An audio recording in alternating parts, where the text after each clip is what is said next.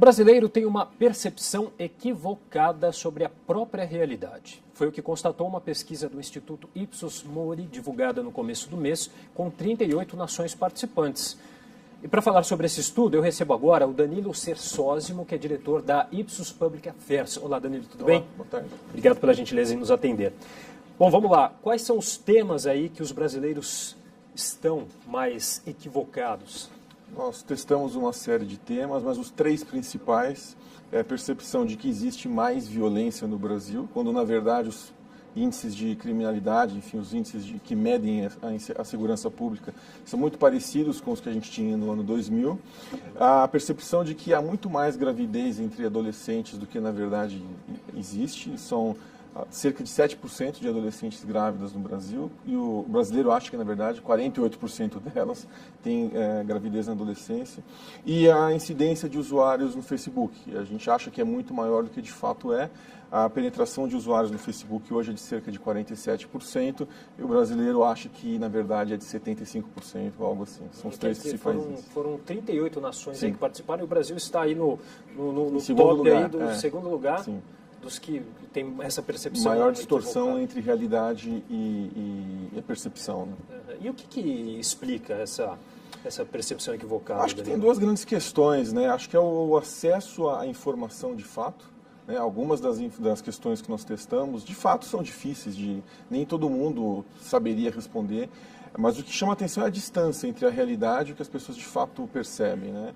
Então, acho que a maneira como a informação é compreendida, e o formato como a informação é transmitida. Né? Infelizmente, para algumas questões, a gente vê um certo alarmismo. A questão da violência, ela se encaixa nas duas percepções. A gente, de fato, acha que o Brasil é mais violento do que os números, os indicadores mostram, porque o tema da violência vem ganhando muito espaço, não sem razão, mas numa forma, num certo ponto, muito mais alarmista do que numa discussão mais construtiva, no sentido de resolver. Então, você acaba abraçando esses temas num tom mais alarmista do que deveria, ainda que seja um indicador preocupante. A falta daquela informação de credibilidade, as redes sociais, as fake news, as notícias falsas contribuem? Essa é uma ótima reflexão. Isso é um fenômeno relativamente recente, né?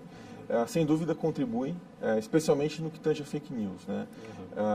Acho que isso, inclusive, pode influenciar muito a tomada de decisão das pessoas no que tange algum desses temas. Né? A gente pode criar, na verdade, percepções equivocadas e levar a decisões equivocadas por conta de fake news e alarmismos na rede social, etc. E essa é a pergunta que eu te faço, as decisões equivocadas, quais decisões, quais as consequências aí dessa percepção? Acho que a principal consequência disso tudo é a gente se tornar incapaz de debater esses temas de uma maneira mais institucional, digamos, né? Então, cobrar de quem deve ser cobrado, tentar criar uma pauta, uma espiral mais positiva na solução de alguns problemas. Nem todas as perguntas que nós fizemos se referem a problemas, algumas são até, digamos, até lúdicas, diria assim.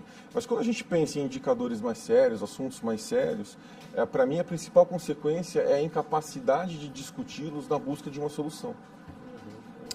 E essa falta de percepção, de algum modo, ela acaba contribuindo para perpetuar, para enraizar certos preconceitos? Tem uma questão, acho que, relacionada à questão dos imigrantes, né? Dos entrevistados. Os entrevistados acreditam que em um grupo de 100 presos do Brasil, 18% sejam imigrantes. Esse número é bem mais baixo, menos de 1%. Sem dúvida que a distorção entre percepção e realidade, ela é concebida em pré-conceitos e em preconceitos, né? Então, esse é um grande problema, na verdade, de a gente, na verdade, quando eu falo das decisões equivocadas, né, de discutir os temas de maneira equivocada, a imigração é um bom exemplo, e acho que a Europa e os Estados Unidos talvez sejam mais emblemáticos, porque essa é uma questão muito mais forte lá, e os países da Europa e Estados Unidos erraram muito essa questão em relação à incidência de imigrante na população carcerária.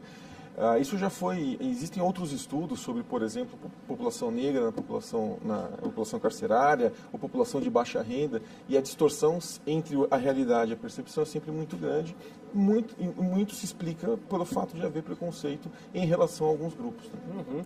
Agora, essa percepção distorcida, ela também se repete na forma como as pessoas enxergam outras nações?